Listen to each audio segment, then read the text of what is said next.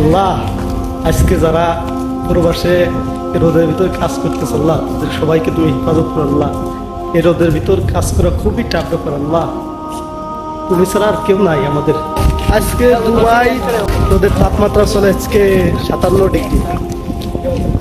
তো তো গরমের ভিতর এদের তো বের হওয়া যায় না, আর যারা কাম করে তাদের তো মনে করো অবস্থা শেষ।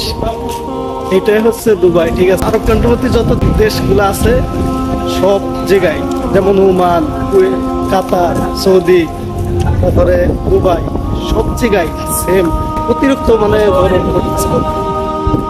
আজকে জানো কে হয়েছে? মনে হয় যে আমাদের সময় আমরা মনে হয় যাইতেছে, তো হিট লাগতেছে, অনেক গরম লাগতেছে, বুঝছো?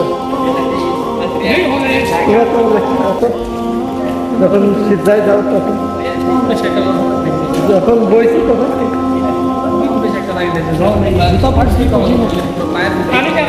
আর আমি যখন মনে করো বইছি তখন ঠিক আমার মনে হয় যে পাঁচ চামড়াগুলো মানে পশমগুলো মনে হয় যে উঠে যাইতেছে। তো সত্যি অনেক গরম লাগছে মানে ওই সময়।